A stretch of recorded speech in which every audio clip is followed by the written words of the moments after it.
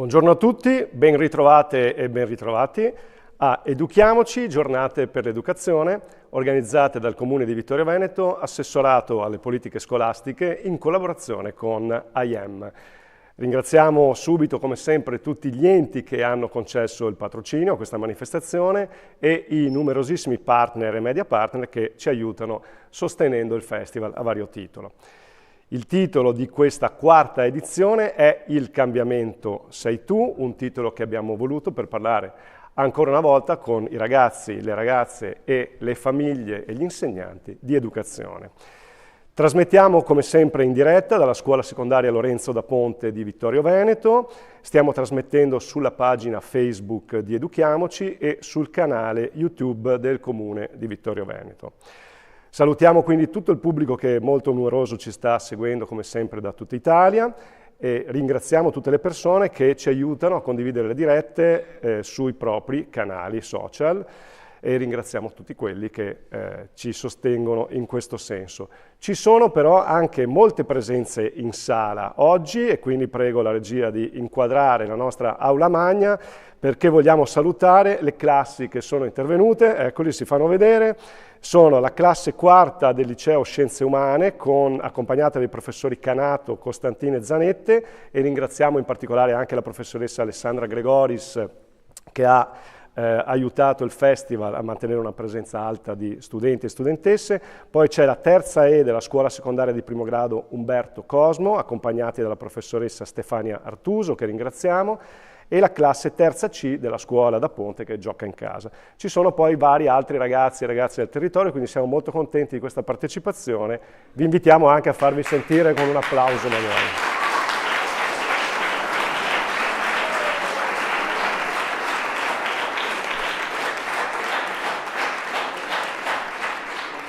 Bene, e poi salutiamo anche tutte le persone che si sono collegate dalle classi, abbiamo diversi insegnanti che partecipano con le loro classi proprio grazie alle dirette. Qui con noi in studio c'è anche Marta Denardi, consigliera comunale, che al termine dell'intervento del nostro relatore ci aiuterà a fare una prima riflessione e aprirà il momento delle domande. Ringraziamo anche Barbara Vian dell'ufficio scuola che sostiene ovviamente questa iniziativa. Ricordiamo a tutti che l'intero programma di Educhiamoci è scaricabile dal nostro sito www.educhiamocivittorioveneto.it, un sito nel quale poi potete trovare anche la mediateca con tutti gli interventi di tutte le annualità del festival, quindi un capitale che rimane proprio a disposizione di chiunque. Prima di presentarvi l'incontro specifico con cui apriamo il festival, passo la parola a Enrico Padoan, assessore alla cultura e alla scuola del Comune di Vittorio Veneto, che è collegato con noi per un saluto istituzionale. Buongiorno, ben trovato, assessore Padoan. Buongiorno Marco, grazie mille, grazie a tutti, buongiorno a tutti e a tutte, vedo belle classi numerose, di questo ringrazio in primis gli studenti e le studentesse, ovviamente anche gli insegnanti per partecipare a questo importantissimo evento, ciclo di eventi che ormai è giunta la quarta edizione e che ci onoriamo di ospitare. Il tema è quello del cambiamento e mi piace che l'inizio sia di taglio filosofico perché avere con noi, poi passerò insomma la parola per la presentazione dell'ospite, del relatore di oggi a Marco, però avere il professor Sodino per noi è un grandissimo onore. Chi meglio di lui può come dire, far approcciare a ragazzi giovani le tematiche filosofiche e quindi approcciare anche la tematica del cambiamento da questa prospettiva. Tengo a ringraziare, unisco ai ringraziamenti già dati da Marco a tutti i partner e media partner che accompagnano questo progetto, lo sostengono.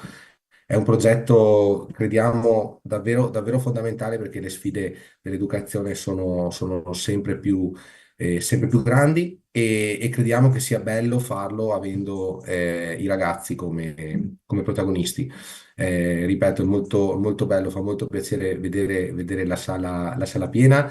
Abbiamo anche classi medie che potranno eventualmente ricevere un'infarinatura anche di che cosa sia la filosofia, in primis, e quindi offrire qualche spunto per il futuro, per arricchire il proprio percorso di studi o a prescindere il proprio percorso personale. E mi dispiace non essere lì con voi, mi trovo in questo momento a Viterbo, dove tra mezz'ora dovrò iniziare io stesso una lezione, però seguirò e così anche per dare una dimostrazione delle potenzialità generali di queste giornate per l'educazione, la possibilità di seguire online, di avere il contenuto a disposizione on demand e credo che sia davvero una dimostrazione di essere al passo con i tempi quando si parla di eventi formativi e culturali. Grazie ancora a tutti, siamo qua per ascoltare il prof, per cui lascio la parola. Benvenuti alle giornate clou di Educhiamoci 2024. Grazie ancora a tutti.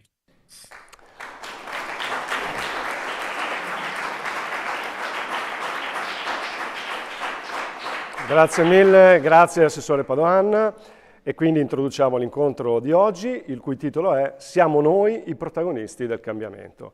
Per parlare di questo tema abbiamo con noi Matteo Saudino, che ringraziamo vivamente della sua presenza qui.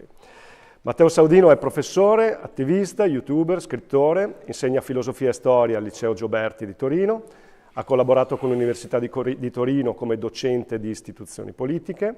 Nel suo canale YouTube ha oltre 46 milioni di visualizzazioni da parte di ragazzi e adulti e usa la filosofia e la storia per ragionare sulla società, la politica, le istituzioni, l'istruzione, i diritti e la giustizia sociale, perché fare filosofia è un atto di ribellione, citandolo.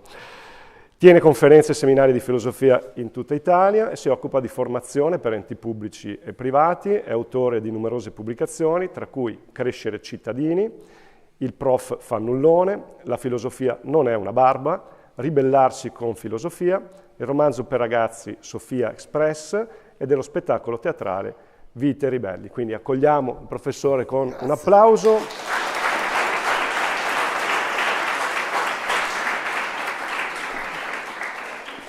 Prima di passargli la parola per il suo intervento, ricordo alle persone che ci seguono da casa che possono commentare la diretta nei profili social oppure scrivere un messaggio su WhatsApp al numero che vedete comparire in sovraimpressione 370 31 86 802.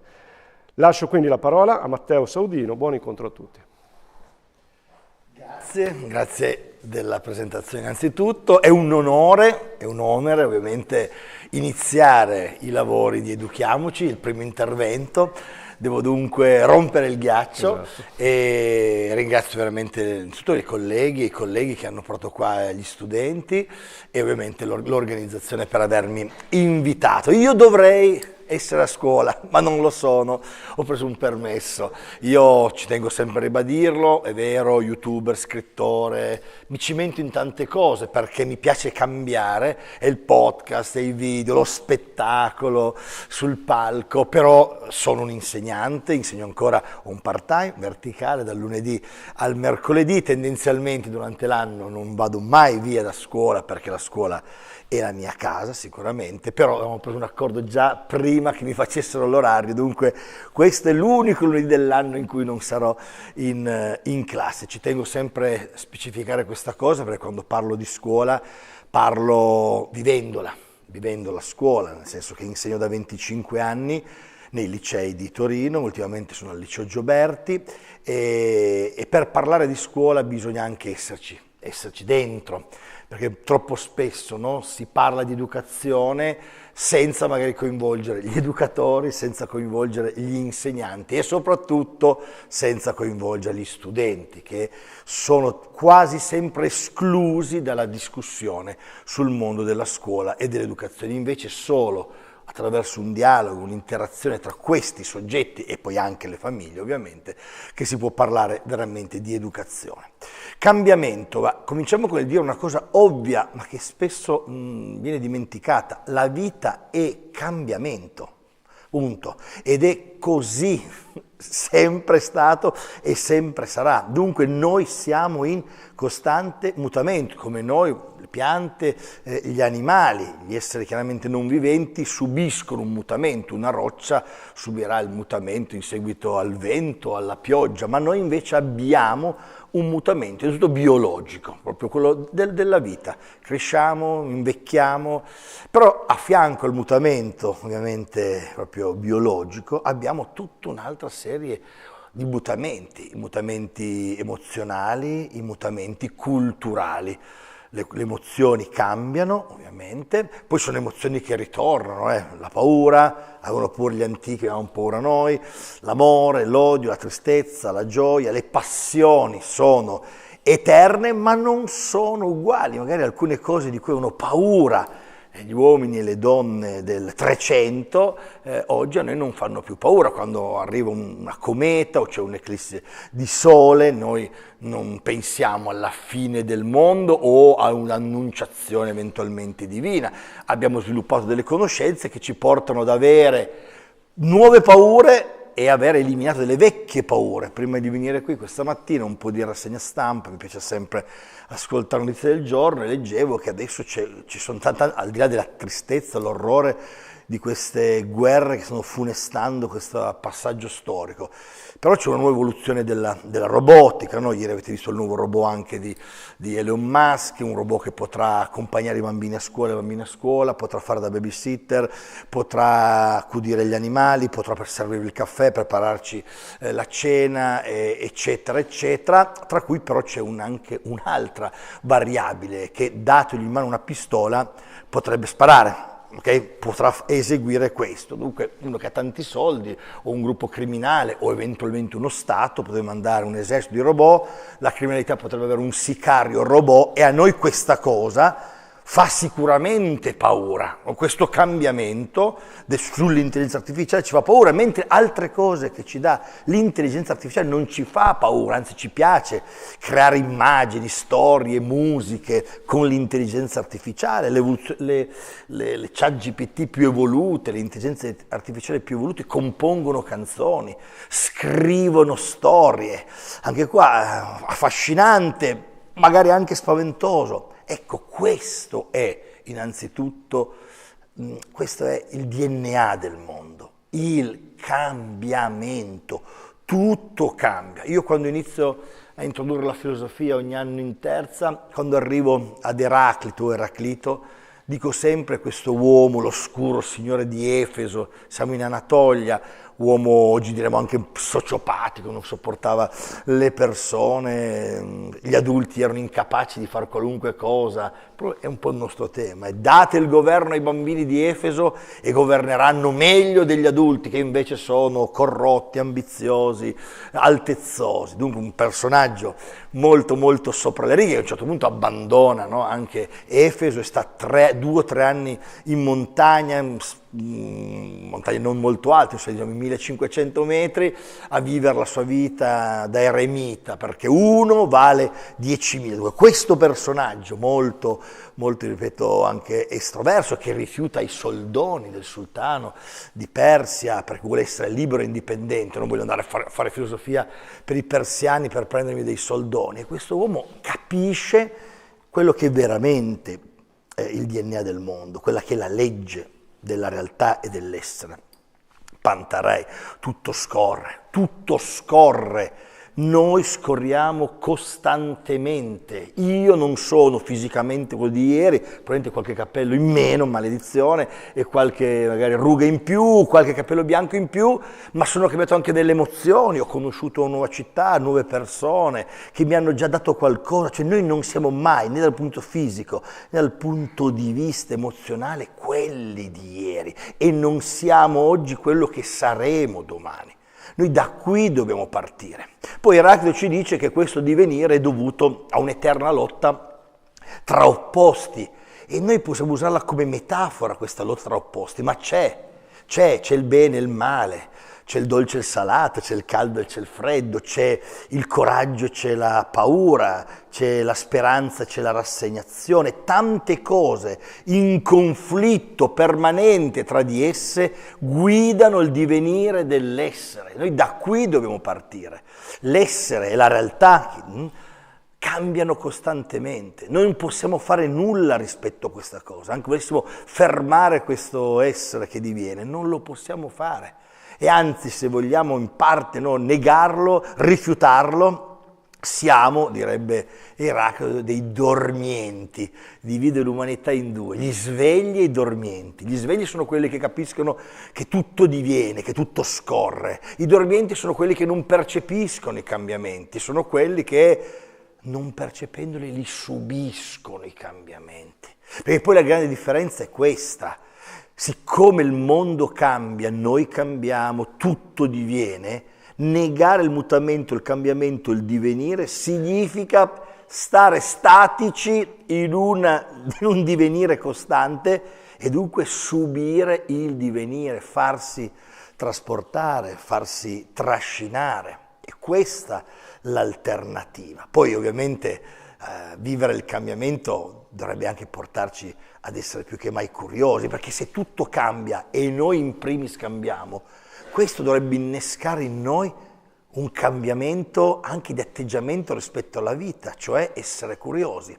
Se tutto diviene, se tutto cambia, dovrebbe innescarsi in noi, accendersi in noi la voglia di capire perché cambiamo, come cambiamo, in che direzione andiamo, e a quel punto, se io conosco il cambiamento, non lo si potrà mai conoscere del tutto, ma se io comincio ad approcciarmi verso il cambiamento, volendolo conoscere, essendo curioso, io divento protagonista del cambiamento, o almeno cerco di essere protagonista del cambiamento.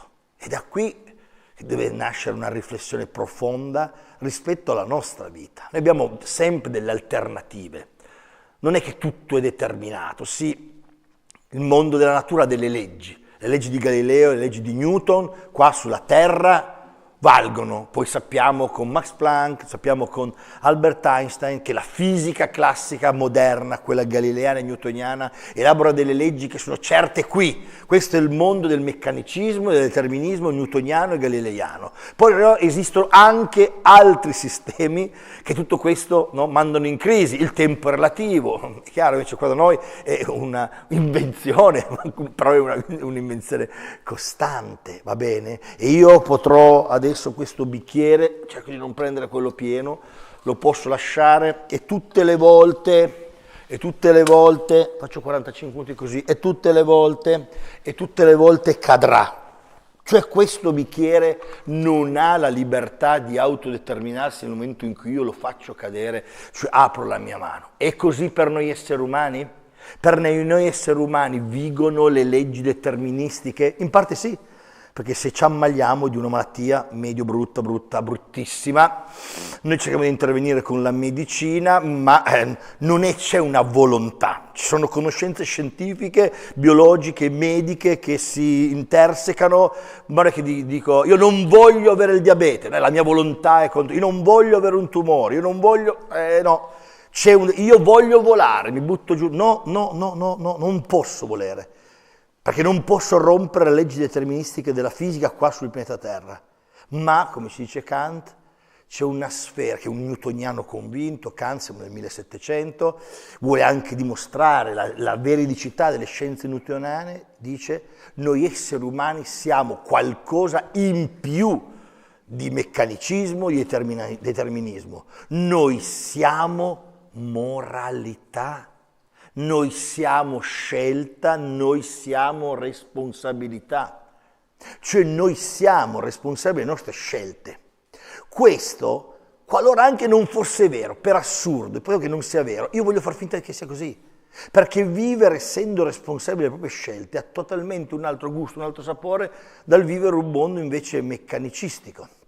Oggi i robot di cui vi parlavo prima, o i robot della fantascienza classica di Asimov, sono tutti robot che eseguono degli ordini, non hanno la libertà di scelta, hanno un software sempre più articolato, sempre più in espansione, sempre più in grado di far sì che i robot facciano delle cose, che si avvicinano alle cose che possono fare gli esseri umani, ma non lo scelgono di fare. Tant'è che la famosa legge della robotica di Asimov ci dice che un robot può eseguire tutti gli ordini del mondo, ma non può fare male ad un essere umano. Cioè noi uomini mettiamo dentro il robot una legge che impedisca al robot di farci del male, perché siamo intelligenti, noi lo capiamo questa cosa. O dovremmo capirla, perché la robotica purtroppo militare di guerra andrà nella direzione invece che farà del male ai nostri nemici, che mi spiace ribadirlo, ma noi viviamo in un mondo che è fatto di amici e nemici. E viviamo in un mondo in cui la responsabilità, tornando al tema del cambiamento, elaborata da tanti filosofi intellettuali, no? Penso a Immanuel Kant o la moglie di Roosevelt dopo la seconda guerra mondiale, la responsabilità di vivere insieme in un mondo di pace o comunque in un mondo che cerchi di darsi delle regole per non uccidersi, è saltata. Ve ne siete accorti in questi anni, è saltata, è tornata una logica terribile che è il nemico, amico, amico, nemico. Io il nemico dunque lo posso conquistare, uccidere, ammazzare, e dunque la robotica la posso indirizzare contro degli altri. Ma se la posso, vuol dire che c'è la possibilità di scegliere, di ammazzare o di non ammazzare. E questa è la responsabilità che hanno gli esseri umani, dentro il divenire delle cose. Dentro il cambiamento costante, che è, appunto da cui sono partito, la legge eraclitea del Pantarei, dentro quel cambiamento noi possiamo compiere delle scelte e le scelte che facciamo fanno tutta la differenza di questo mondo, il giorno in cui entrate in classe, il giorno in cui fate sport, il giorno in cui avete una relazione amorosa con i genitori, avete una relazione amicale, ogni giorno in cui fate una scelta in questi campi, voi ne siete i protagonisti, non al 100%, perché purtroppo se una persona ubriaca, alterata, prende la macchina e si mette in strada, voi non potete determinare la scelta di quella persona, ma potete determinare la vostra, di non salire in macchina qualora siate ubriachi e alterati, o aiutare il vostro compagno o la vostra compagna amica a non prendere l'automobile. Noi non abbiamo il controllo del 100% della nostra vita rispetto a fenomeni atmosferici, rispetto alla potenza di altre persone. Per quello ci siamo dati delle regole, per quello abbiamo dato il diritto, per poter dare vita ad un consesso e a un contesto dentro cui possiamo compiere delle scelte regolate da una macro indicazione, che è il rispetto. Allora educhiamoci, responsabilità del nostro cambiamento, il rispetto degli altri dovrebbe guidare le nostre scelte, il nostro essere responsabili. Ma è difficile il rispetto, perché vuol dire rompere la legge della giungla. L'educazione vuole sempre rompere la legge della giungla, altrimenti vivremo in quella società naturale descritta dal filosofo anglosassone Thomas Hobbes, in cui ogni uomo è lupo degli altri uomini. Okay? La legge del lupo, il branco certamente, però è anche un animale che segue un istinto. Vi racconto questo, l'altro giorno nel mio giardino, parliamo di lupi, adesso passo ai gatti, ma sono dei felini e hanno delle leggi anche loro, no? Che fanno parte anche dell'essere aggressivi. Ero nel mio giardino, sento mio figlio Dedalo gridare: "Ah, papà, vieni". Che succede? Papà, il gatto! Il nostro gatto si chiama Afrodite, mia figlia Atena, a volte chiamo Atena, Afrodite, Atena, in uno switch veramente terribile. Afrodite, cosa succede? Il gatto ha visto un piccione, l'ha assalito e purtroppo gli ha lesionato in maniera permanente un'ala. Poi lo so, tutto questo detto magari dopo aver mangiato chiaramente una bistecca, un hamburger, ma noi siamo particolarmente pieni di contraddizioni. Cioè mio figlio, come sottoscritto che è carnivoro, piangeva perché c'era un piccione che ovviamente non aveva più un'ala, è chiaro, e non si ricordava dell'hamburger mangiato prima. Noi abbiamo questo aspetto, perché noi siamo cultura, ed essendo cultura noi abbiamo umanizzato alcuni animali, alcune specie, e invece abbiamo le altre specie considerate appunto solo al fine del nostro nutrimento o al fine del nostro piacere, perché è gustoso mangiare alcuni cibi anziché altri. Vado giù, E loro dicono, perché? E ha fatto la domanda, perché Afrodite ha fatto questo? Ha detto, perché non ha scelto, è il suo istinto. Cioè il gatto ha un istinto, la tigre ha un istinto. Se noi passiamo di fronte allo squalo, non è che lo squalo dice, adesso decidiamo se aggredire o non aggredire. Quello è l'istinto, quella è la natura istintuale che non ha una possibilità di scelta. Gli esseri umani, se li spogliamo dalla cultura, li riduciamo solo istinto, ma noi non siamo stati sempre solo istinto, mai, è chiaro? Hanno invece la possibilità di scegliere se scannarsi, è chiaro, o convivere. O si dice che lì nasce la politica. Nel momento in cui gli esseri umani capiscono che affidandosi solo all'istinto c'è la legge della giungla, dove ovviamente il carnivoro, no, divorerà l'erbivoro, e ci racconta Platone nell'immenso mito del Demiurgo, e infatti nell'immenso mito di Prometeo, nella versione di Platone, che gli dei infatti hanno dato agli erbivori la capacità di riprodursi molto più velocemente, perché se i carnivori si riproducessero alla velocità degli erbivori non ci sarebbe equilibrio nel mondo. Dunque gli erbivori fanno molto più figli, gestazione molto più veloce rispetto ai carnivori, altrimenti non ci sarebbe equilibrio. Ma di cosa parliamo? Platone immenso, in questa descrizione dell'equilibrio, è chiaro? Ma ci sono delle leggi istintuali della giungla, detto così, che portano gli uomini a quel punto a prevaricare sugli altri uomini. Non possiamo fare questo, perché non siamo animali, perché poi il nostro istinto è tale per cui non c'è quell'equilibrio. Alcuni prevarrebbero sugli altri, li schiavizzerebbero, li dominerebbero. Allora la politica e l'educazione, so che è una parola che a volte, no, i ministri, magari i dirigenti scolastici, spero non sia il caso del nostro assessore e dei vostri insegnanti, dicono, oddio non facciamo politica a scuola, ma allora non entrate neanche in una scuola se volete fare politica, perché vivere insieme in una classe 4x4, in 30 persone, è l'atto più politico che si possa fare. Non è politico stare in camera vostra a scrollare TikTok o giocare alla PlayStation, o io a collezionare pupazzetti dei film. Lì non è politico, perché sono io da solo nella mia stanza con la mia collezione, ma mi alzo il mattino, prendo un pullman, entro in una classe, stiamo 30 persone insieme, una maestra che parla, un insegnante che parla, un insegnante che fa un'attività, voi che esponete, voi che uscite e fate l'intervallo, voi che vivete insieme, che vi amate, vi odiate, vi rispettate, quella roba lì è una città, e la città è una dimensione politica. Perché se voi entrate in classe e avete l'idea che faccio quello che voglio fare io, in base al mio istinto, voglio sbadigliare, voglio scorreggiare, voglio insultare, voglio girarmi dall'altra parte, è finita la convivenza. Dunque l'educazione è l'atto più politico che possa esistere, e non tutti i tipi di educazione si equivalgono. Non si equivalgono, possono essere educazioni ideologiche, educazione fascista, comunista, islamica, ebraica, cristiana, o un'educazione che prova a mettere insieme tante tradizioni, tante, perché tutte le cose che ho detto possono contenere anche del buono, tutte possono contenere del buono, tutte invece possono essere terribilmente, no, impossibilitate a farci vivere insieme. Dunque educarsi è un atto politico che porta alla responsabilità, cioè porta alla scelta. Noi siamo le scelte che facciamo. Dentro il cambiamento noi siamo le scelte che facciamo, e possiamo farle in maniera responsabile o irresponsabile, sapendo che è difficile. Io non vengo qua a fare ovviamente l'apologia o l'elogio, no, della responsabilità come cosa semplice, è difficilissimo.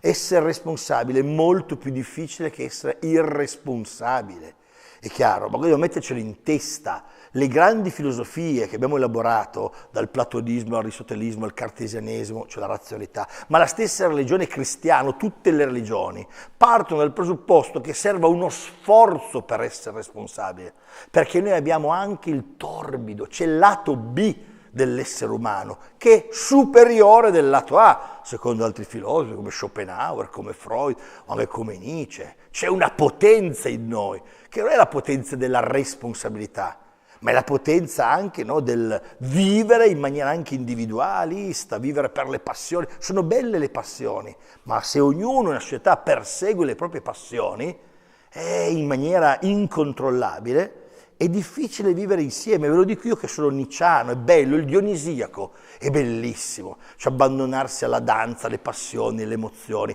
ma poche persone, dice Nietzsche, lo possono fare perché la maggior parte andrebbe verso che cosa? O l'autodistruzione, perché non saprebbe controllare le proprie passioni, si farebbe dominare o dominerebbe gli altri. È chiaro, cioè l'elemento del piacere della vita è molto difficile. Allora cos'è? La responsabilità? L'educazione è sacrificio anche. Dobbiamo avere il coraggio di riprenderci queste parole. Vivere insieme è faticoso. Sigmund Freud, il disagio della civiltà. Solo che è più facile forse in democrazia che dite voi un elenco lungo di società dove non ci sono delle libertà. Ma è sempre un disagio, perché voi quando andate in classe non fate tutto quello che volete, quando siete in famiglia non fate quello che volete, quando siete a Vittorio Veneto nella piazzetta, anche se pubblica, non fate quello che volete, così come non dovreste fare quello che volete quando siete su Instagram o su TikTok, perché vivere insieme è faticoso. Non è che incontro una persona e io penso, oh, guarda qua, è piena di brufoli, adesso glielo dico. No, non lo fai. Dopodiché dentro, io è lì che voglio arrivare oggi, non sto chiedendo alle persone che non debbano pensare quello, perché altrimenti altererei l'essere umano. Noi quando vediamo che una persona è invecchiata peggio di noi, dentro c'è quell'anima, guarda, hai vecchio come me, ma io sono più giovane, sono più magro, più capelli, io ho più soldi in banca, c'è in noi questa persona. È chiaro? Prima cosa che bisogna fare è educarci a contenerla, non andare sotto, sei una balena, fai schifo, no, quella roba lì è irresponsabilità, anche se tu hai quella voce dentro, il diavoletto, come noi abbiamo anche poi rappresentato, okay, che ti sta facendo provare del piacere, no, per l'altro. Ragazzi, guardate, quando c'è un incidente in Formula 1, c'è il picco degli ascolti, quando nessuno sorpassa non c'è il rischio di incidente, nessuno più guarda la Formula 1. Noi abbiamo quell'aspetto lì, negarlo, non parlarne a scuola è il più grande errore che possiamo fare, perché altrimenti edulcoriamo la società. Molti ragazzi vengono a scuola, non hanno voglia di insegnare, di apprendere, ma molti insegnanti vanno a scuola e non hanno voglia di insegnare o di lavorare, è chiaro, così vale per tantissime altre professioni. Ma c'è che io entro in classe questa mattina nonostante la mia squadra del cuore abbia perso, la mia fidanzata mi abbia magari tradito, mio figlio anziché prendere 9 è stato rimandato, io entro in classe e scatta il senso di responsabilità e di educazione verso i miei allievi. Magari quel giorno non sono brillante come gli altri giorni e se c'è una buona relazione educativa lo studente la capirà. Non è che entro in classe, no, e non faccio lezione un giorno, non faccio lezione un altro, i ragazzi non capiscono, sono problemi tuoi, vai a guardarti un video, fatti passare gli appunti da un altro e io mi sottraggo dalla responsabilità. Questa cosa bisogna rimetterla al centro, anche perché se non siamo responsabili noi, abbiamo necessità e bisogno che siano altri responsabili per noi. Ed è giusto che rispetto magari, non so, alcune situazioni, rispetto alle grandi questioni politiche, si spera di avere una classe dirigente che sia più responsabile di noi. Questo non accade, è un altro mito. Ok, non è vero che le classi dirigenti siano più responsabili del popolo, così come è un mito che il popolo sia più responsabile delle classi dirigenti. C'è spesso una corrispondenza tra il popolo e la propria classe dirigente, è chiaro? Dunque se tu hai un popolo irresponsabile è molto probabile che tu abbia una classe dirigente, un politico irresponsabile. Si chiama la demagogia, che è la cosa che Platone mette al centro della sua riflessione politica. La demagogia è proprio il contrario della responsabilità. Il politico demagogo che promette al popolo quello che non può mantenere, il politico demagogo che è quello che dice al popolo quello che il popolo vuole sentirsi dire. Quella è l'assenza di responsabilità di fronte al cambiamento, perché il demagogo non si assume la responsabilità, il demagogo promette, il demagogo enuncia, tanto il demagogo sa che se le cose non le rispetterà, non le realizzerà. La colpa è di quelli che governavano prima, di quelli che governeranno dopo o di quelli che gli stanno impedendo in quel momento di governare. L'opposizione, lo straniero, l'extraterrestre, il complotto, cioè là dove c'è demagogia, dove c'è questa forma, no, politica, c'è anche l'insegnante demagogo, l'insegnante demagogo, entro in prima superiore, facevo il consiglio di classe e non sanno nulla, cosa hanno fatto alle medie? Tutta colpa dei professori delle medie, quelli delle medie cosa hanno fatto alle elementari e all'università, non sanno scrivere, cosa fanno? Dire questa frase è molto demagogica, scarichi tutte le responsabilità su qualcun altro. Tu ti prendi il pezzettino di vita che hai a disposizione e lì ti giochi la tua responsabilità. Cioè non è che ci sono delle alternative, io sono responsabile del mio pezzo di strada, non posso essere responsabile per Xi Jinping, per Biden, per Netanyahu, per Putin, per il CEO di appunto Tesla. Io non posso con altre persone dire ma io vorrei che Putin facesse, che Biden facesse, che Musk facesse, possiamo però organizzarci, facciamo un pezzo di strada, possiamo organizzarci affinché la nostra insegnante gli facciamo presente che non stiamo capendo le cose. È chiaro perché secondo noi c'è quel problema lì, però noi ci prendiamo il pezzo di responsabilità.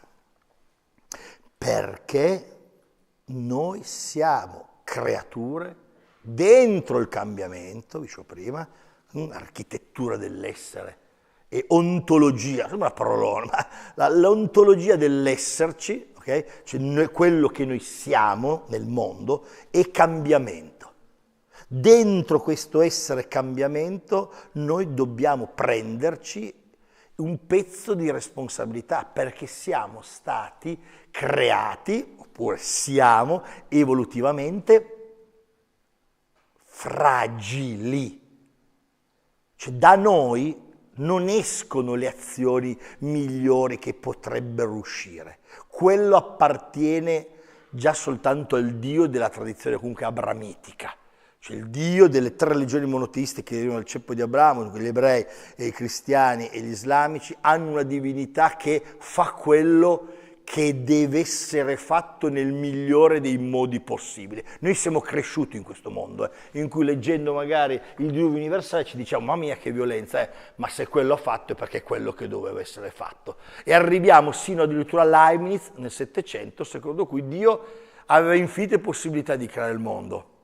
Se ha creato questo, dire questo è il migliore dei mondi possibili, perché se fosse stato un mondo migliore di questo, Dio, che è onnipotente, non avrebbe creato questo sapendo che c'era il mondo più uno migliore di questo. Se Dio è infinitamente potente, onnipotente, vuol dire che ha valutato tutte le possibilità che aveva e ha creato questo mondo. L'altro mondo, quello migliore di questo, non c'è, perché altrimenti lo avrebbe creato. Un bel gioco intellettuale, teniamolo lì. Una cosa sappiamo, che noi non siamo onnipotenti. Questo è certo, ok? E noi non essendo onnipotenti, ogni volta possiamo fare una scelta. Dio non deve scegliere tra questo bicchiere e questo bicchiere. Dio sceglie quello che deve scegliere, dunque Dio non sceglie, è necessità. Dio è dunque un ordine necessario. Invece noi esseri umani possiamo scegliere. Questa che è una debolezza ontologica, perché noi possiamo scegliere perché siamo imperfetti, è la bellezza di noi esseri umani. La bellezza degli esseri umani è la non perfezione, perché la perfezione, tipica degli dei, ci dice Platone nel Simposio, ci porta gli dei a non innamorarsi. Gli dei non amano. Dice Platone nel Simposio. Perché gli dei non amano? Perché non sono manchevoli di nulla, non hanno bisogno di nulla, non sono fragili, va bene? E dunque sono un ego. L'egoista, perché è una persona che non ama? L'egoista non ama perché è pieno, poi magari illusoriamente pieno, ma si crede autosufficiente. Noi amiamo perché non siamo autosufficienti, perché scusate, l'amore umano non è soltanto riproduzione, l'amore umano è culturale, è innamorarsi degli occhi, del viaggiare, dello stare insieme, del coccolarsi, non è riproduzione. E anche lì l'uomo è anche quella cosa lì, è anche istinto. È anche istinto, ma se il gatto di mio figlio non poteva che non aggredire quel piccione portato dall'istinto, noi che con l'istinto vorremmo toccare il sedere bellissimo di quel ragazzo, di quella ragazza sul tram, qualora fosse con l'istinto, c'è la cultura, il rispetto, educhiamoci e non lo facciamo.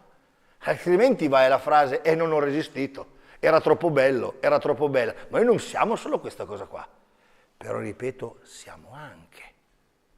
Per quello sono temi complessi, per quello serve l'educazione, perché noi siamo anche quella cosa lì. È chiaro? E dunque, poiché noi siamo questa doppia faccia, dobbiamo veramente lavorare sul tema fondamentale della responsabilità, sul tema fondamentale della scelta. La mancanza di perfezione precipita proprio come punto di caduta la scelta. Le riflessioni, ad esempio, su questo tema immense le compie un filosofo destinato a fondare la filosofia cristiana, si chiama Agostino da Ippona, poi la Chiesa l'ha canonizzato Sant'Agostino, che scrive un'opera di incredibile bellezza, uno dei primi diari, una delle prime memorialistiche della storia della letteratura, che poi è un'opera letteraria, vedo che alcuni hanno visto, l'hanno letta a parte, l'avete incontrato, sono le Confessioni. A un certo punto Agostino racconta un episodio di quando era ragazzo, un episodio che all'apparenza può apparire minore, ma solo all'apparenza. Racconta di quando una sera, era ragazzo, dunque aveva trascorso il pomeriggio con i suoi amici, siamo nel Nord Africa, siamo intorno a Tegesta, dunque siamo nella Tunisia per capirci, tra la Tunisia e la Libia. Siamo dunque nel Nord Africa e lui ha trascorso un pomeriggio con gli amici e poi è ora di tornare a casa e vede in campo un albero con delle pere bellissime. Quelle pere non erano sue, appartenevano a un contadino, aveva questo albero, questo frutteto. E lui si butta dentro il frutteto e ruba 3 pere. Poi torna a casa e sta male. So che a noi può sembrare buffo tutto ciò, è chiaro, però qua è il tema, il principio del futuro delitto e castigo, chiaramente, di Dostoevskij. Perché si impone la domanda: perché le ho rubate queste pere? Non avevo fame. Io vado a rubare le pere perché ho fame, e la raffinatezza è diverso. Noi ancora oggi, tra un rubare un pezzo di parmigiano al supermercato perché sono affamato e voglio qualcosa di sostanzioso, e fare delle rapine per comprarsi una villa, vivere nel lusso, va bene, la comprendiamo la differenza. Comprendere non vuol dire che non si è commesso un reato in entrambi i casi, ma la differenza la comprendiamo, tant'è che quando ieri abbiamo avuto la notizia di un ragazzo che mentre vuole rubare delle cuffie a un altro, questo reagisce, lo ammazza, noi ci poniamo, perché siamo inquietati? Perché lo liquidiamo, ma come fai a uccidere chiaramente per delle cuffie? Chiaramente tutto molto più complesso, disagio, sofferenza, carenza di valore dato alla vita, sono tante le cose, è chiaro? Però noi comprendiamo le intensità, anche se a un certo punto Don Milani ci dice negli anni 60 che le armi, ad esempio di distruzione di massa, fanno sì che noi rimarremo più stupiti dal fatto che una persona ne ammazzi un'altra con la pistola rispetto a uno che da un aereo sganci una bomba e uccida 10-20 mila persone. Per assurdo, quello che sgancia la bomba e torna a casa dice: vabbè, ho fatto il mio mestiere, è la guerra, e ucciso 10.000 persone, magari un altro che ne ha ucciso con una pistola può tornare a casa e dire: oddio, cosa ho fatto? Perché poi c'è la percezione della morte, c'è come noi la viviamo e come noi la rielaboriamo. Tornando noi, Agostino torna a casa e dice: perché l'ho fatto? Perché non avevo fame in realtà, e forse perché mi annoiavo, lui pensa, forse perché ero così, no? Ero così forse anche distratto, annoiato, lontano da quello che io potevo scegliere. E lì inizia la sua riflessione sul male, un'immensa riflessione sul male. Ripeto, partiamo dalle 3 pere, ma poi lo estendete ad altre cose. Che cos'è il male? È assenza, dice, di consapevolezza di quello che è il bene. Quando noi cominciamo a non riflettere sulle cose che facciamo, quando noi cominciamo a non riflettere sulle scelte che compiamo, lì è il primo passaggio verso il male.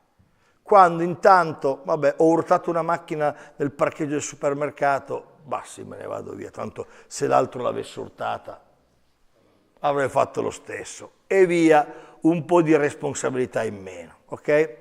Dopodiché oggi, cosa normale, mi fa tutti, ma non ho voglia di studiare, mi do malato, mando un messaggino, ok?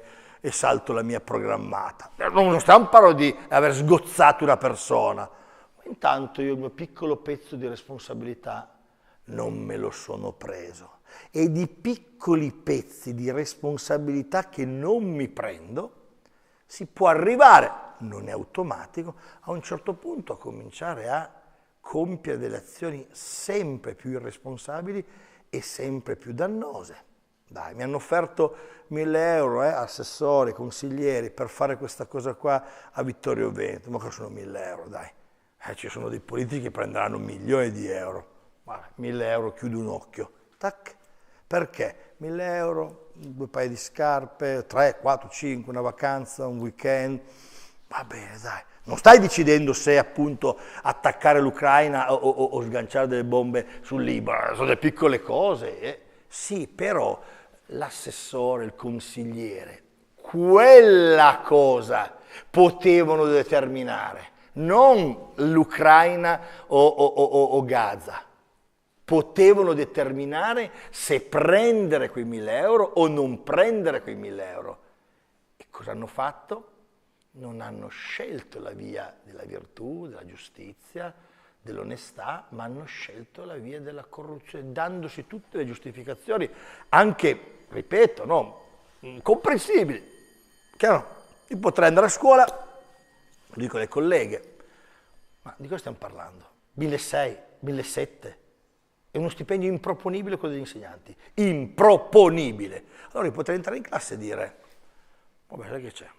Basta, io non spiego niente, non faccio niente. Quello è l'atteggiamento sbagliato.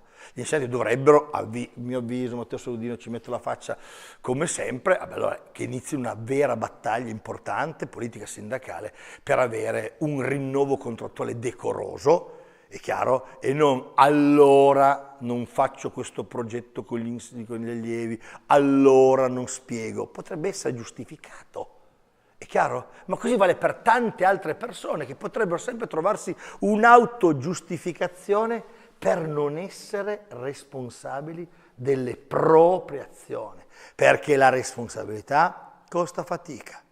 Fatica, essere genitori, io quante ore faccio, sbaglio, perché è faticoso educare, dire dei no, fermarsi, dialogare, è più facile, ok? Deresponsabilizzarsi. Gli insegnanti uguali, ma lo stesso vale per voi, ragazzi qua presenti, studenti e studentesse. È più facile non essere responsabili, è colpa dell'insegnante, è colpa dell'arbitro, è colpa del politico, è sempre colpa di qualcun altro. Perché? Perché noi facendo così andiamo ad annullare lo spazio della nostra agibilità. Quando vi faccio l'elogio della responsabilità, vi faccio l'elogio della libertà. Perché se voi non siete responsabili nello spazio in cui potete esserlo, quello spazio per il principio secondo il quale il vuoto a un certo punto viene riempito. Le cose vuote non rimangono, c'è uno spazio, a un certo punto io ci ho messo 2 fumetti, mi comincio ad allargare, metto il banco. Se voi lasciate nello spazio della vostra scelta, della vostra responsabilità, un vuoto, cioè non scegliete, non siete responsabili, a un certo punto altri lo saranno per voi, altri sceglieranno per voi. Allora, vado verso la conclusione, vuol dire questo. Io mai vorrei lasciare ad altri la libertà di scelta. Forse ci sono delle situazioni estreme, potrebbe essere, ma estreme, che brutte, cioè, spesso in amore è talmente faticoso fare delle scelte che ci affidiamo il tempo, è chiaro, okay? Ci sono delle situazioni molto difficili in cui scegliere, ma anche lì è importante, a un certo punto, confrontarsi sulla relazione, nella relazione. Ma tutte le volte che avete un'opportunità di scegliere, di dire la vostra in classe, a scuola, tutte le volte che dovete fare un pezzo di vostra vita, scegliendo voi, esattamente come se foste alla PlayStation e state guidando. Perché guidate tantissimi protagonisti, no, alla PlayStation, tanti personaggi, e a volte decidete di non guidare voi stessi? Perché? È perché è più facile guidare chiaramente un gioco che provare a guidare le nostre vite. Guidare le nostre vite è molto molto complesso, perché implica, qui posso tornare al maestro, ogni volta che parliamo di educazione, per me da lì dobbiamo partire, da Socrate. Allora non c'è educazione, non c'è responsabilità, non c'è scelta che si possa compiere in maniera autentica se prima non passiamo attraverso il conosci te stesso. La più grande formuletta anche, conosci te stesso, di tradizione medio orientale, già Talete, uno dei 7 savi della sapienza antica, ne parlava, conosci te stesso. Dunque non è Socrate che lo inventa, non è Socrate solo che lo recupera dall'oracolo di Delfi, è un'espressione anche oracolare. Dove sta la risposta? Conosci te stesso. È chiaro che se noi scherzando, è lì la bellezza, la genialità. Immaginiamo, l'oracolo di Delfi è a circa 70-80 km da Atene. Allora immaginatevi che un ateniese, se invece sei di altre città sono ancora più chilometri, decide di andare a chiedere all'oracolo di Delfi delle notizie, di avere delle informazioni sulla guerra, sulla pace, sull'economia, sulla sua famiglia, sulle scelte che deve compiere. E si fa 80 chilometri, gli fa la domanda e l'oracolo ti dice la risposta è dentro di te. Ma cavolo, ma stavo a caso, ho fatto 80 chilometri per dirmi conosci te stesso. Ma quella è la risposta.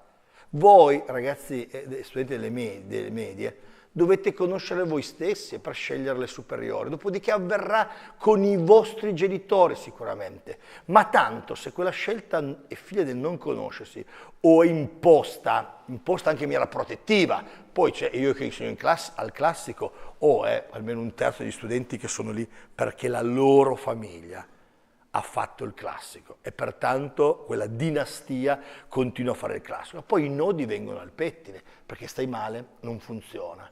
Ma per poter scegliere che scuola fare, che sport fare, per capire voi cosa volete fare all'università.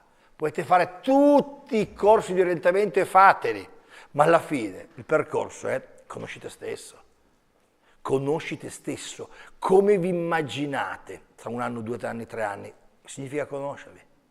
Se voi vi proiettate in vite che ancora non vivete, vi potete allenare ad avvicinare eventualmente a vivere o non vivere quelle vite. Ed è una questione di scelta, è una questione di responsabilità.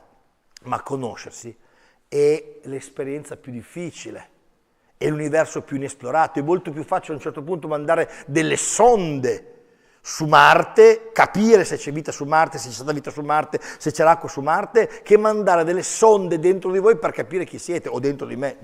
Faccio parte anch'io ancora, fino a prova contraria, di questa comunità di esseri umani. È difficile, moriremo senza conoscerci profondamente. Questo sappiamo già, non è un giallo. Alla fine chi è il colpevole, il maggiordomo, l'amante? No, chi sono io non lo so, ma il mio augurio è di avere la responsabilità di almeno provare nella vostra vita a conoscervi. Grazie.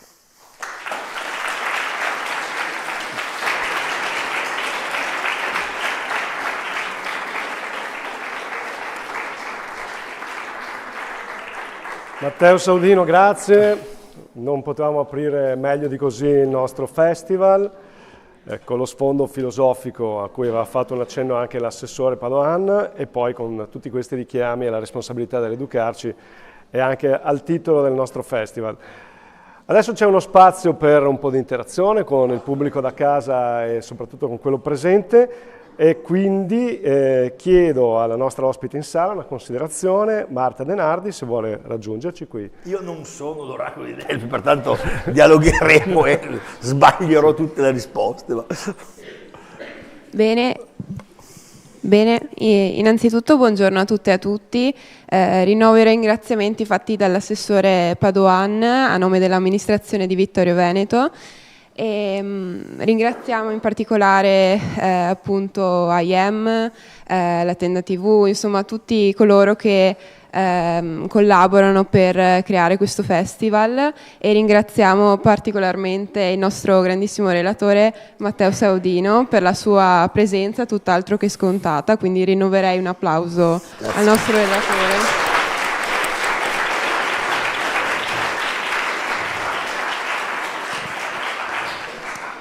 Io sono consigliera comunale a Vittorio Veneto, ma sono anche una studentessa di filosofia e storia, quindi sono una grandissima fan di Barba Sofia dai tempi del liceo, ecco. Gli dicevo prima che ci ha salvato in tante interrogazioni, perché quando non si capisce Hegel, Fichte o anche Socrate, insomma, si va sempre su YouTube o su Instagram a cercarlo per provare a capire meglio questi temi molto complessi.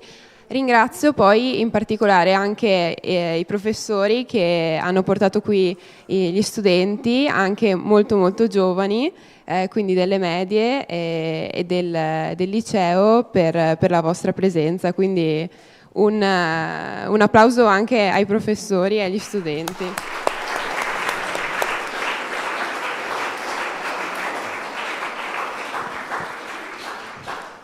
Si è parlato quindi di cambiamento. Io sono studentessa appunto di filosofia all'Università Ca' Foscari di Venezia, nata anche recentemente per mano di Emanuele Severino, e quindi in quello che diceva il professore rivedo molto Severino, che diceva che alla fine l'unica cosa inaggirabile è il cambiamento, cioè il divenire è l'unica costante nella storia, no? È trascendentale, diremmo appunto noi filosofi. Però quello che è interessante è che all'interno del cambiamento, che è qualcosa del divenire che è trascendentale, appunto inaggirabile, noi siamo liberi di scegliere, ed è quello che caratterizza gli esseri umani. È qualcosa di cui noi non possiamo dare ragione, è un dato di fatto, direbbe Kant, nella critica della ragion pura. È un postulato, eppure è così. Quindi noi all'interno di un mondo in cui siamo sempre sottoposti a cambiamento, possiamo comunque scegliere. Ecco, allora io, dato che ci sono anche delle classi di ragazzi molto giovani, delle medie, chiederei al professor Saudino com'è possibile appunto che la filosofia possa aiutare nello scegliere, com'è possibile quindi che la filosofia dia senso critico, perché è importante fare filosofia e perché la filosofia è bella anche se è inutile in qualche modo. Quindi no, grazie. Questo chiaramente è un intervento che mi chiedi che porterebbe ad un'altra conferenza. Io provo, però ho qualche minuto, ce l'ho a disposizione, ok? Perché una risposta, questa domanda richiede una risposta almeno un po' articolata. Ma innanzitutto tu citi giustamente Aristotele nel dire che la filosofia è qualcosa di inutile, proprio perché già appunto il grande filosofo di Atene ci ricorda che è un'attività che non produce nulla di pratico. Inutile vuol dire che non c'è un risultato pratico, non imparo a riparare la gomma di una bicicletta, non imparo ad aprire un account su TikTok, un conto corrente online, dunque non so fare una cheesecake facendo filosofia. Però che cosa ti dà la filosofia? Proprio perché è inutile, non serve a nulla, vuol dire che non è serva di nulla, vuol dire che è una disciplina pura che si fonda sul ragionamento. Le discipline pure sono poche, sono la filosofia e la matematica che producono modelli. Poi la filosofia e la matematica possono andare al servizio, potrebbero andare al servizio della matematica, la prenderanno i fisici, gli astrofisici, i medici, i chimici e utilizzeranno il linguaggio della matematica, i risultati della matematica per produrre qualcosa di concreto. Eventualmente potrebbero le riflessioni filosofiche essere prese da un politico o un legislatore, perché poi alla fine per me la filosofia, io sono team Platone sempre, deve servire poi alle cose politiche, cioè abbiamo dei temi giganteschi, l'eutanasia, per dirne uno, temi di bioetica, ma temi politici su diritti, cittadinanza, guerra, pace, sono tutti temi filosofici, noi bisogna decidere cosa vogliamo fare, quella decisione filosofica. Quando inizia la vita è una questione filosofica, decidere quando inizia una vita.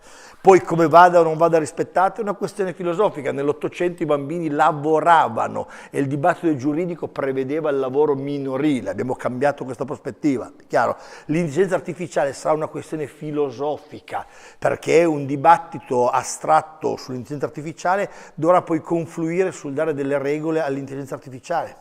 Per chi di voi ha visto, magari i più grandi sì, il film Oppenheimer, quando Einstein incontra Oppenheimer, incontro non avvenuto in quel laghetto, in quel tempo T, è un'unità diciamo temporale spaziale aristotelica che serve al film, però Oppenheimer e Einstein si sentono, interagiscono, e Einstein veramente gli dice che la scienza procede con dei risultati, guarda c'è la bomba atomica, ma sganciarla o non sganciarla su 2 città giapponesi è una questione politica. Dentro quella questione politica c'è una visione di mondo, cioè c'è una filosofia. È la filosofia che domina le scienze in ultimo istante. Poi uno potrebbe dire, però non c'è filosofia in questo momento, perché ci affidiamo alla scienza che procede senza discussione. Ma se facciamo così, allora andiamo verso un mondo di tecnocrazia dominante, la tecnica domina sull'umano.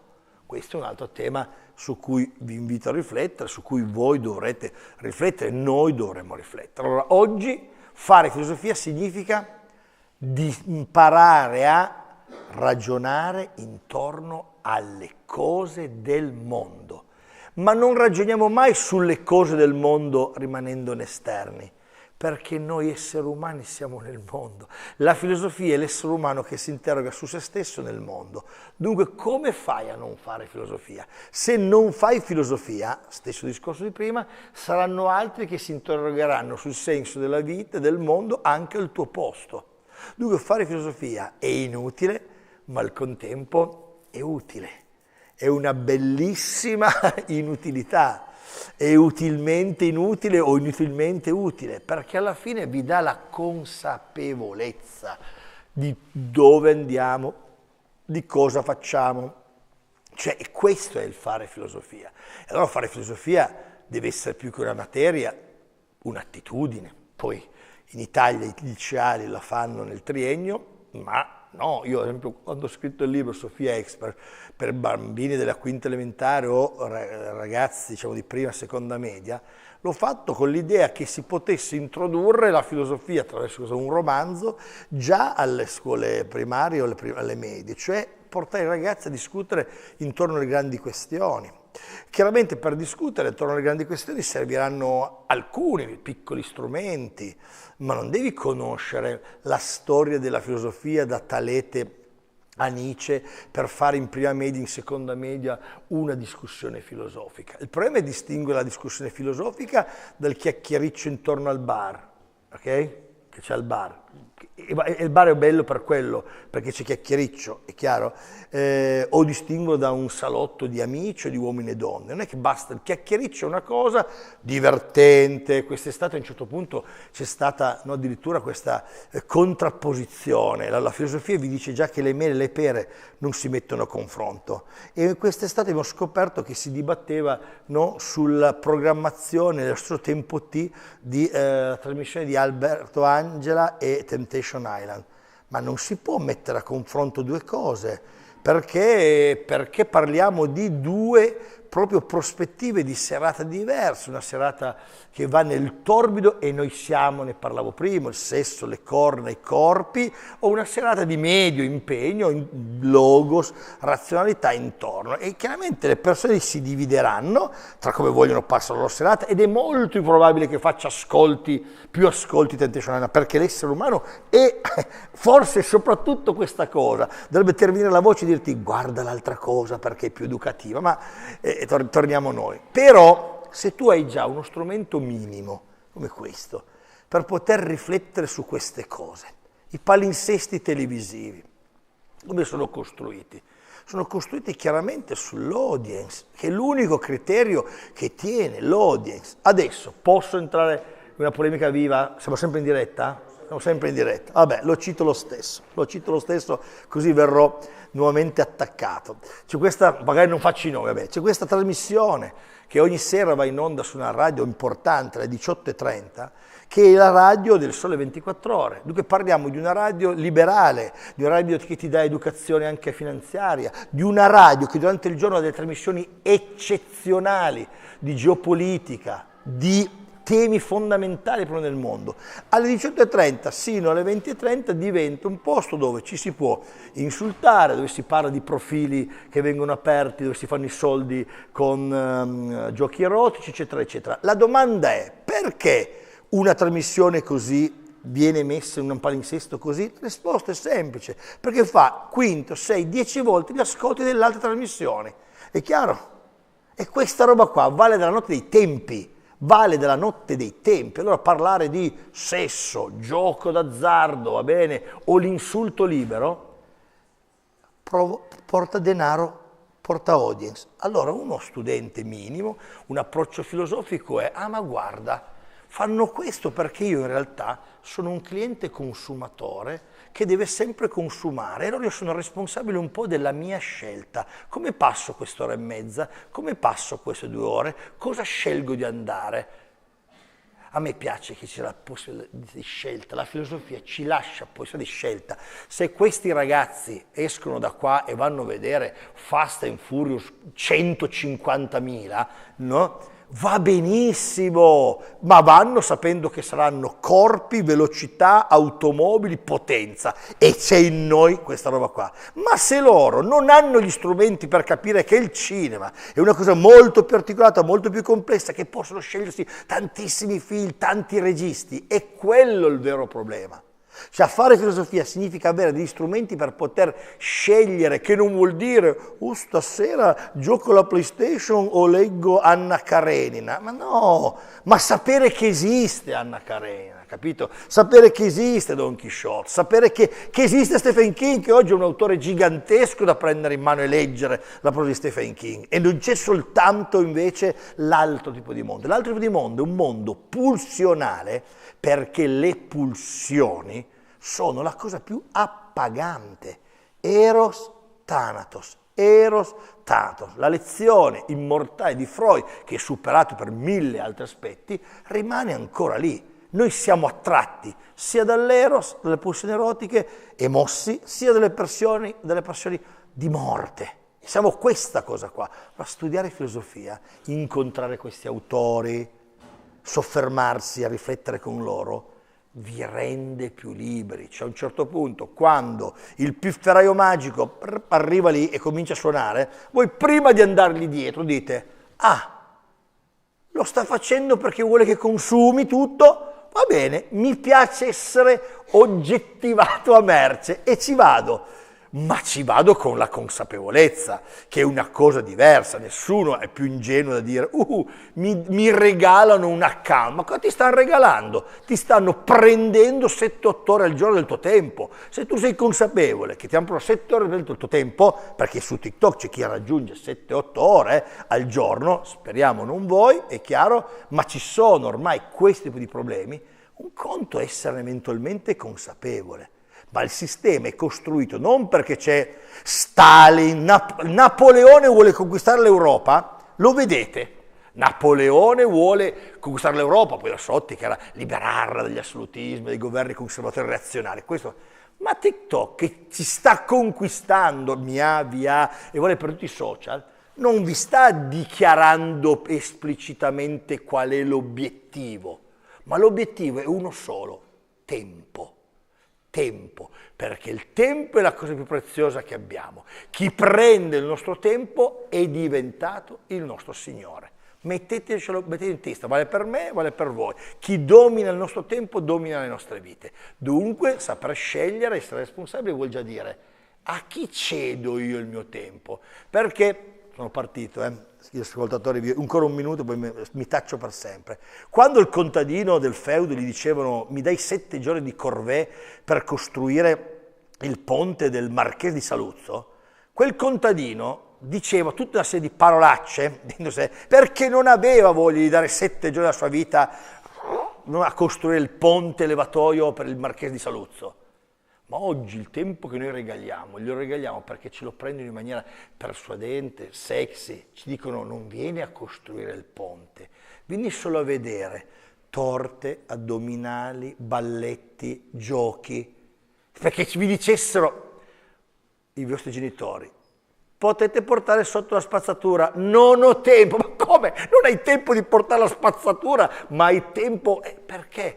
Perché a un certo punto noi le cose che facciamo in quel spazio lì sono del tempo che noi gli diamo perché questo tempo ci sembra che sia appagante, ma la mia ipotesi è sempre quella: pensate a quello che potreste fare, che non è chiaramente adesso leggo diritto e castigo, altrimenti il gioco salta, ma può essere giocare, uscire, passeggiare, cantare, ballare, anche leggere, giocare a pallone, vedere miliardi, scrivere, disegnare, leggere un fumetto, sono tante le cose che uno può fare, ma se ti chiudi in quello spazio lì non ce la fai. Allora fare filosofia è il più grande strumento critico che noi abbiamo. Vale per la letteratura, vale per tante discipline, ma la disciplina che si è costruita sul pensare a noi nel mondo è la filosofia. Dunque fare filosofia vuol dire mettersi in discussione. Grazie. Grazie. Grazie.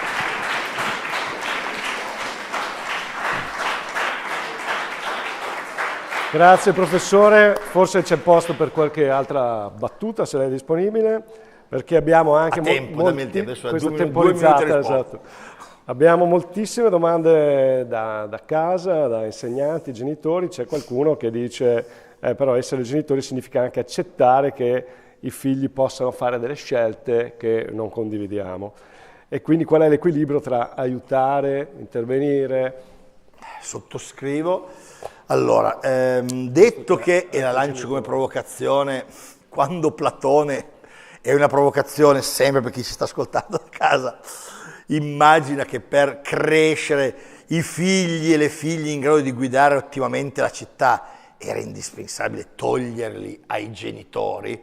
Provocazione massima recuperata da Jean-Jacques Rousseau, che dice: il precettore deve togliere il figlio ai genitori e portare un figlio ed educarlo, nel suo caso in campagna all'aperto. E dietro queste, tra l'altro, provocazioni c'è l'idea che essere genitore è difficile perché c'è il tuo figlio, e sul figlio anche il genitore più onesto intellettualmente proietta aspettative, desideri, poi sensi di rabbia, frustrazioni, colpe di dunque il genitore è nelle condizioni peggiori, a mio avviso, per fare l'educatore, ma lo è, e non deve sottrarsi dal fare educatore, ma è nelle condizioni peggiori, appunto perché vorrei che mio figlio facesse il classico, l'astronauta, vorrei che rilevasse la mia impresa perché io ho un'impresa ben avviata e tu invece hai deciso di andare a fare il ballerino, stereotipi che però ci spiegano quali sono poi i problemi. Detto questo, è sempre l'equilibrio. Allora noi dovremmo riuscire come genitori, io fatico tantissimo, non mi nascondo, e lasciare degli strumenti ai nostri figli per poter scegliere. Gli strumenti sono anche dei no, ovviamente. Cioè io penso che dare una limitazione al cellulare sia indispensabile, dare un momento in cui si prende il cellulare. Adesso sembra che sia la prima media. La maggior parte dei genitori, ultime statistiche, nell'estate, dalla quinta elementare, quinta primaria, alla prima media, danno il cellulare. Va bene, forse presto? Forse presto, non lo so, però con delle regole. Le regole vuol dire banalmente che io lo prendo e lo guardo, che le tue password mi spiace adesso. Perché? Perché è ancora presto. Perché è ancora presto, ci sono delle cose terribili che ci sono dentro la rete, nonostante ce ne siano tantissime stupende, bellissime. Dunque bisogna in quegli anni lì educarsi insieme, ma è difficile. I genitori lavorano, lavorano lontano, il telefono comunque spesso nelle mani dei figli, e allora bisogna trovare delle soluzioni, che vuol dire anche toglierlo, decidere, ce lo avrai la sera, lo avrai quelle 2 ore lì, mi fai vedere quello che guardi, sapendo che tanto, arrivati al passaggio terza media, prima superiore, il ragazzo e la ragazza saranno proprietari completamente di quel telefono, e dunque la speranza grande che tu gli abbia insegnato delle cose. Adesso qua sono molto piccoli alcuni, non voglio andare oltre, però ci sono alcuni temi che sono gioco d'azzardo, sessualità, tutto il tema pedopornografico, che a un certo punto in casa non deve essere un tabù, se ne deve parlare, perché i bambini passeranno in maschera a un certo punto dai Pokémon, è bello, a vedere delle altre cose. Il passaggio è troppo brusco, serve che a casa se ne parli. Oppure serve che a scuola se ne parli. Mi permetto di dire, qua non avremmo la stessa idea, probabilmente, non lo so. Non può essere solo la polizia postale, perché la polizia postale ha un punto di vista importante, che vi spiega quali sono i reati, vi dice state attenti, ci deve essere anche qualcuno che ti spieghi cos'è questa sessualità di cui si parla, cosa sono questi giochi sessuali, cosa sono queste sfide, cosa sono anche invece le cose piacevoli, che vuol dire ci diamo appuntamento, ci conosciamo in rete, attenzione, tutte cose che vengono fatte.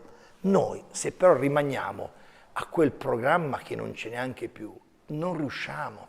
E lo dico soprattutto a chi non insegna, magari in scuole ha un'identità un po' più blindata, mi spiego. A un certo punto l'insegnante di latino di un liceo scientifico e classico ti dirà ho il programma da fare, o anche di filosofia. Il programma non c'è, lo sappiamo, però li sta preparando anche per l'esame di Stato. Bene. Ma è un contesto già in gran parte un po' più protetto quello, no? Perché tu hai dei ragazzi che sono dentro già un percorso un po' più irrigidimentato, con tantissimi problemi anche loro. Ho scritto anche altri libri in cui parlo di scuoletudine. Io che insegno nei licei classici scientifici o linguistici ho visto tanti altri problemi che non ci sono magari tecnici professionali, ma ho visto ragazze anoressiche prestative, cioè arrivare ad essere anoressiche per la prestazione, ed è un problema. È chiaro? E prima di riuscire ad affrontarlo, la scuola cominciava a dire ma non è il nostro problema, diciamo ai genitori e assistenti sociali, invece è un problema di tutti. Se io penso che il mio problema sia entrare in classe e finire Hegel di fronte a questo, sto sbagliando mestiere. Perché? Perché non è la scuola degli anni 50-60. La scuola degli anni 50-60 si iscrive al 15% a tutti i licei. È chiaro? Oggi nel mio Piemonte, non so qua da voi, in Veneto, che è una terra con tanto lavoro, con tante più opportunità, dunque avete tecnici professionali con un tasso di iscrizione più elevata di altre regioni, perché da voi con un diploma tecnico professionale uscite e lavorate, è chiaro? Invece in altre regioni dove c'è meno lavoro, ok, ci sono più studi che vanno all'università, siete la regione con il Friuli con meno studenti universitari, è chiaro? E questo è perché da voi c'è tanto lavoro immediato. Nel mio Piemonte il 56% si è iscritti al liceo. Ma che cifra è? Ma non è possibile il 56%.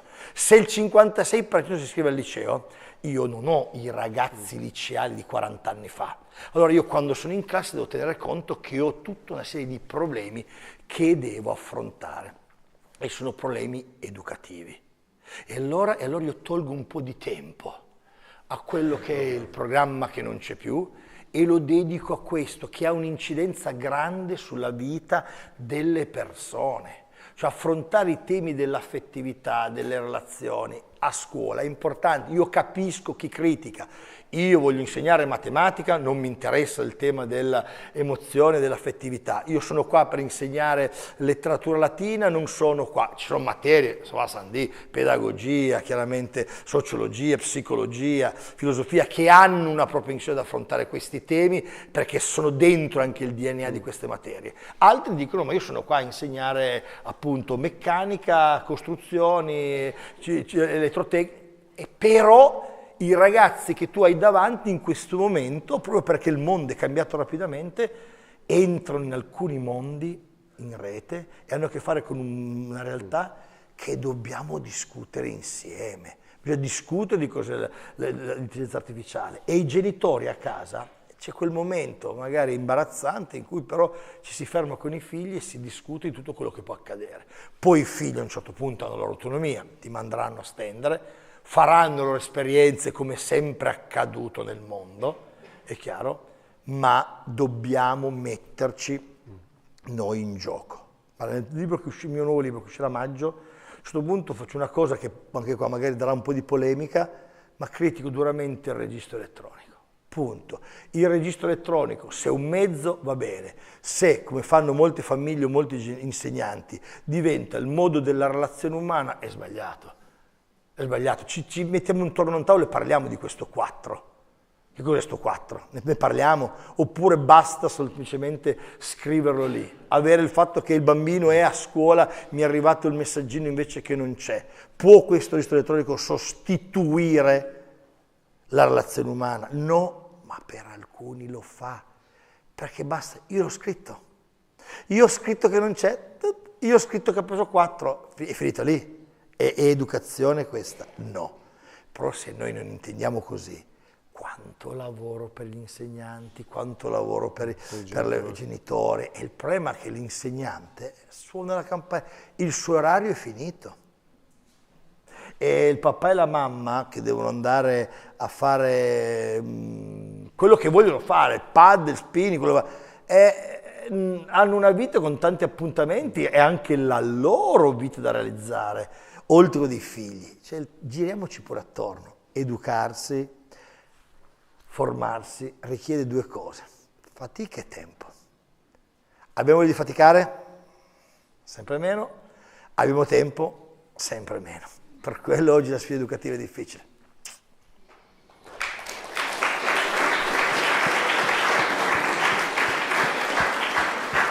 Abbiamo, credo, l'ultima domanda da qualcuno presente in sala. Non so dove sia il microfono. Eccolo. Buongiorno. Si sente? Si sente. Beh, intanto buongiorno e grazie del suo intervento. Allora, io volevo ricollegarmi all'intervento di Marta Denardi e alla questione sull'utilità della filosofia, no? Lei ha citato Severino e Severino nella sua storia della filosofia, nella prefazione all'ultimo al volume sulla filosofia contemporanea, dice che la filosofia nel mondo contemporaneo si trova sempre a dover giustificare la sua presenza, giustificare il suo statuto.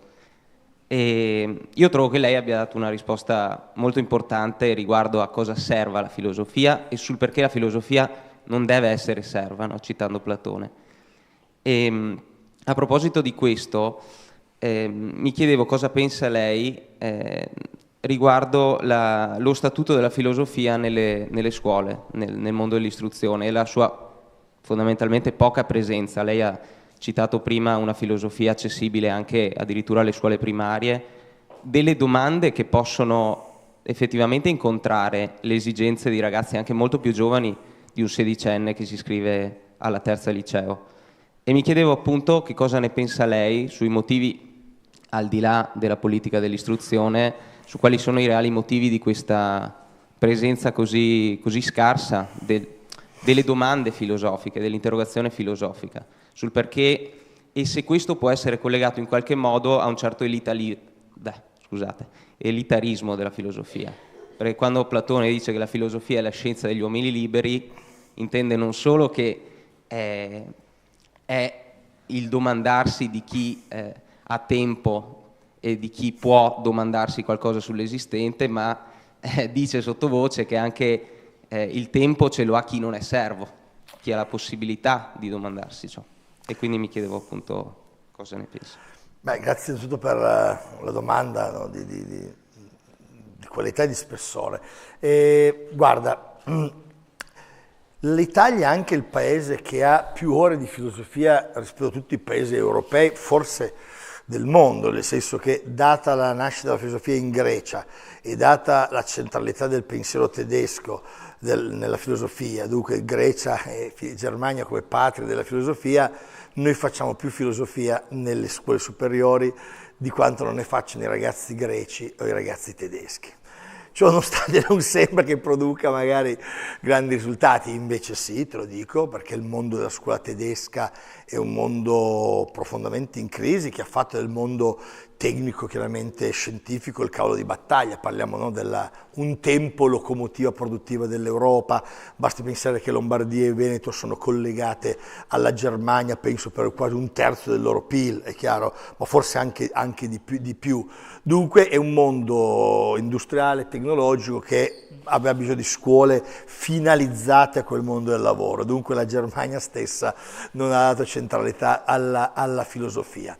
Perché oggi ce n'è poca? Io penso che in parte è per quel motivo che dicevo prima della Germania, cioè tutti vedono la scuola come un luogo sempre più di utilità per l'organizzazione sociale, cioè sempre meno la scuola è un luogo di formazione umana. In Italia lo è stato per la forte cultura cattolica, cattolica, ribadiamolo, non cristiana, perché il mondo protestante è proprio un altro mondo su questo, è un mondo tutto proiettato al lavoro.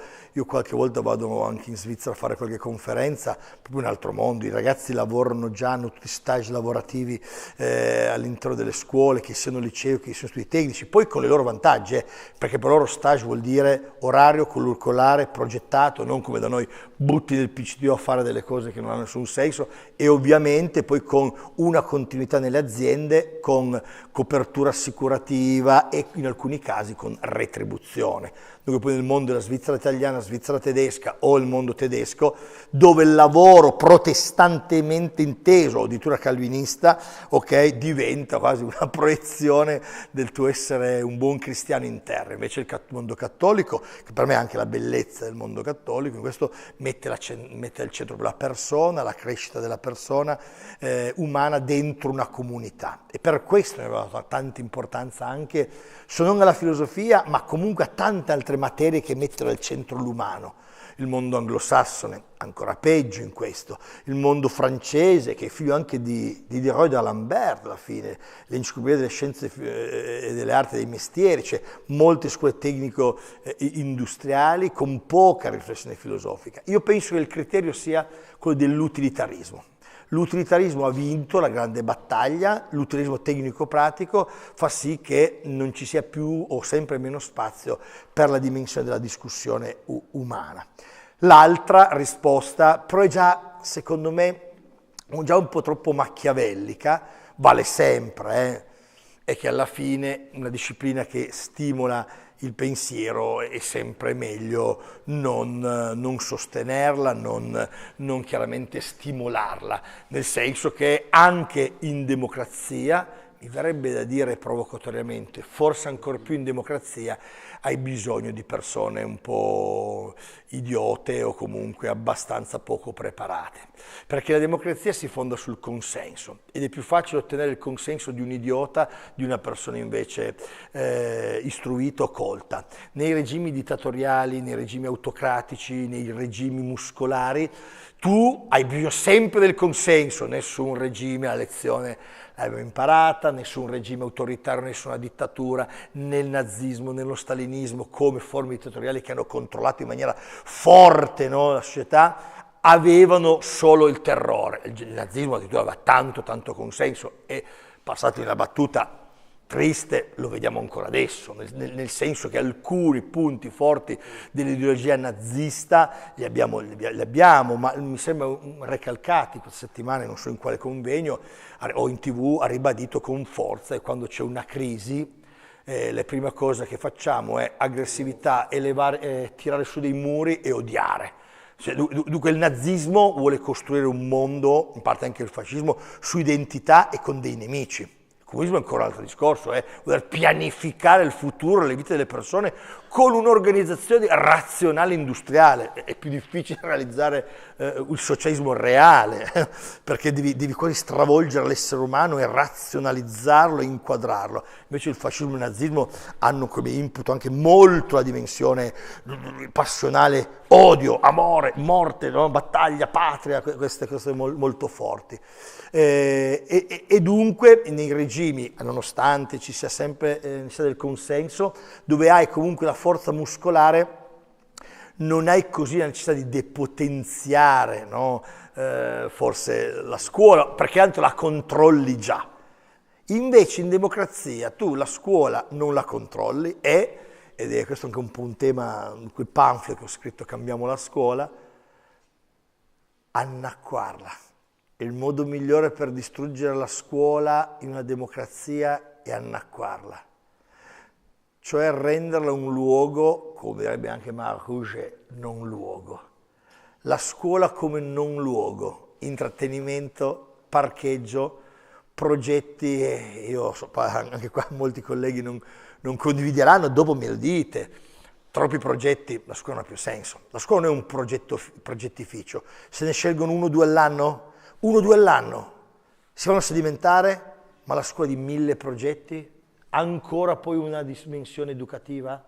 Cioè il modo migliore per depotenziare la scuola è renderla inutile alla crescita umana, ma utile ad essere funzione. è annacquarla. Chiudo con questa amara riflessione. La scuola dei Greci, elitaria, la scuola dei dibattiti medievali, le scuole cristiane, elitarie, la scuola dell'umanesimo, elitaria, è riproducibile nella società industriale, tecnologica di massa? Penso di no, però la sfida è quella. Abbinare democrazia, società di massa e alto livello dell'istruzione.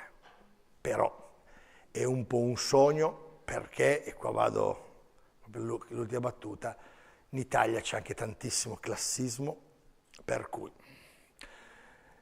io non so per quale motivo, io insegno il liceo classico a Torino e metà del linguistico. Nei ragazzi del mio liceo classico non c'è nessuno che abbia un papà, una mamma, che abbiano un banchetto al mercato, che lavorino in fabbrica, addirittura non ho nessun figlio di impiegati. Cioè non neanche nel mio classico si fa, non è che ho detto, dimmi che lavoro fai i tuoi genitori, ne parli, poi alcuni li conosci, il professore universitario davanti, l'avvocato, l'altro che fa il ricercatore, e secondo voi quei ragazzi sono nati già, usciti dall'utero della mamma con la proiezione, no? Naturale, biologica, ad essere dei ragazzi di liceo classico? Chiaramente no, è chiaro. Allora in un mondo di questo tipo va da sé che c'è chi a un certo punto dovrà fare operaio, meccanico, l'idraulico, e si guadagna bene, anche non bene, un po' di soldi, ovviamente, o andrei a fare l'operatore, no, ecologico, andrei a portare le pizze in bicicletta, e il mondo ha bisogno di quelle persone. Il problema grande è se quelle persone sono arrivate lì scegliendo oppure sono state gettate lì di fatto. E a quel punto lì, se è così, la scuola non serve a nulla. Grazie.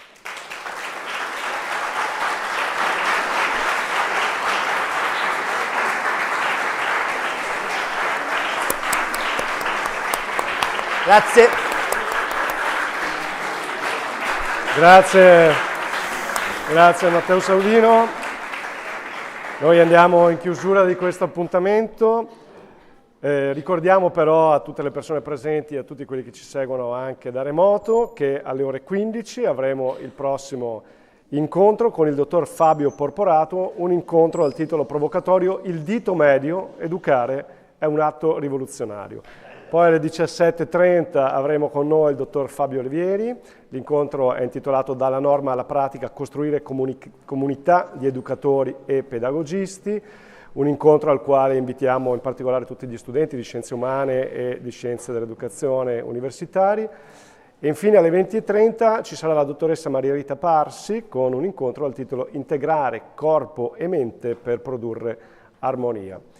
Il Comune di Vittorio Veneto, assessorato alle politiche scolastiche, vi ringrazia di cuore per aver partecipato. Vi invitiamo a tutti i nostri prossimi appuntamenti, sempre gratuiti, che trovate sempre nel sito www.educhiamocivittorioveneto.it. Buona continuazione di giornata.